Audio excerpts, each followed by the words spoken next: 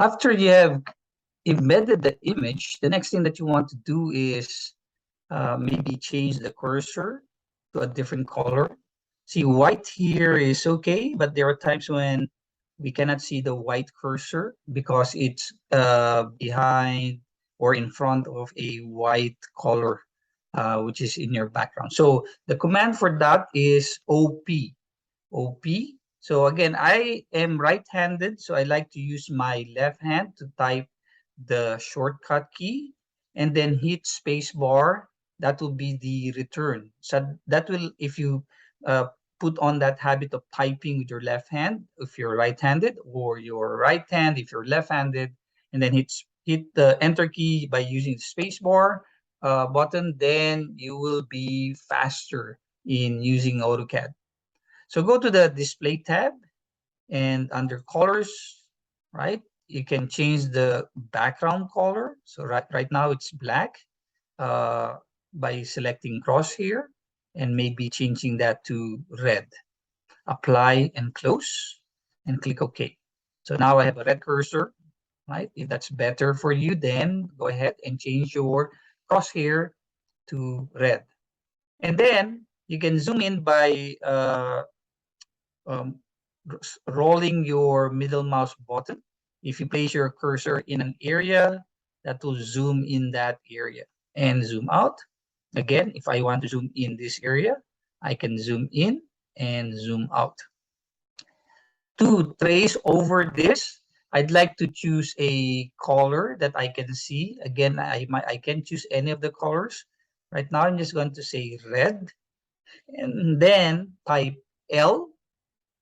L is the shortcut for line, to create a line, then space bar. And AutoCAD will ask for the first point, right?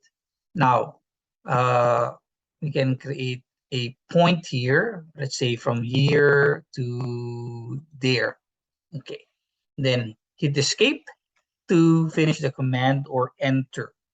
Now, what we want to do is we want to trace the image, but before we do that, we would like to scale the image first so that it is a little bit bigger. Right now, if I type DI, that's the shortcut for distance, space bar, I can click on the endpoint of this line.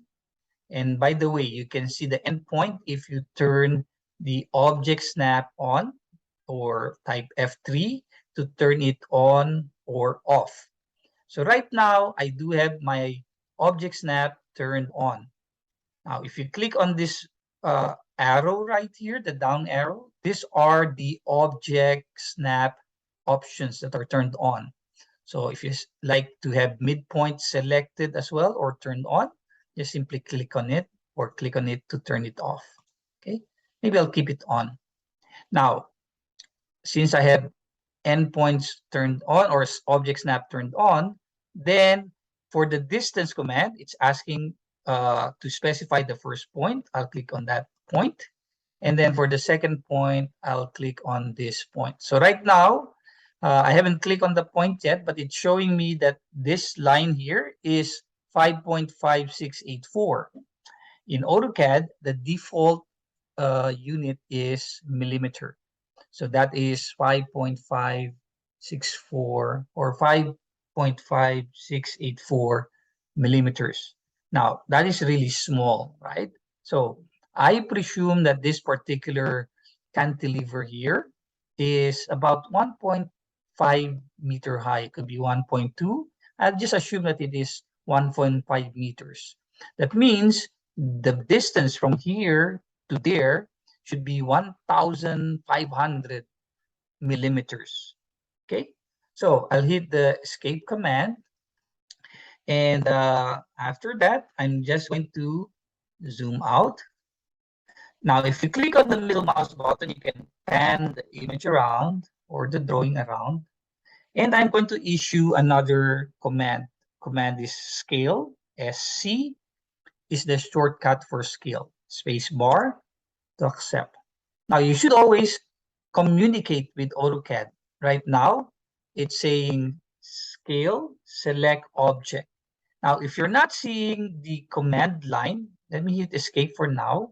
If you're not seeing this command line, type command line, or just command, and then that turns it on. Okay. So again, SC is a shortcut for scale. Now communicate with AutoCAD. AutoCAD wants to know what are the objects you want to scale. So I can click on it, or I can click release, so that you're able to create a rectangular window, and hover over and create a box.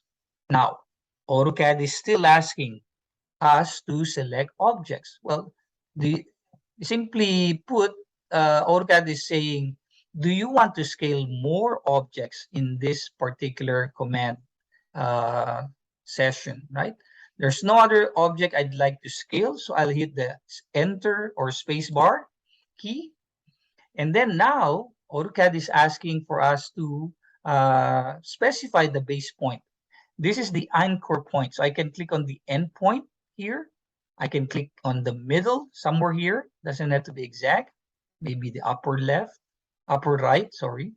Now, the end point or the base point is your anchor for the scale. So if I click here, notice that I am able to scale based on that anchor point, right?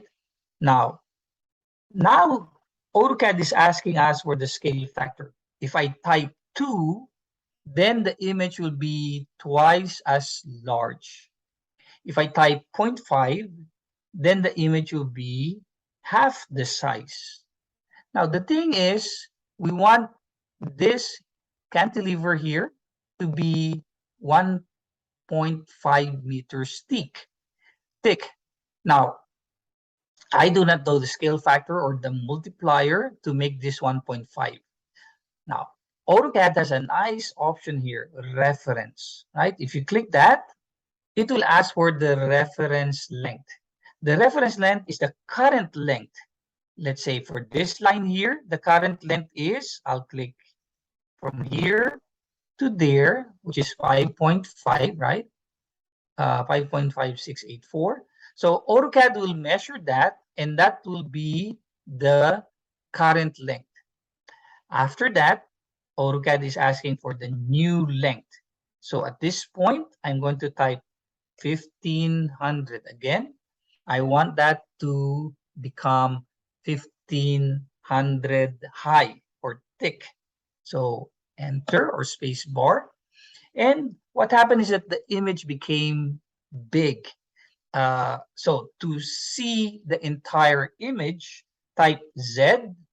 That's the shortcut for zoom, space bar.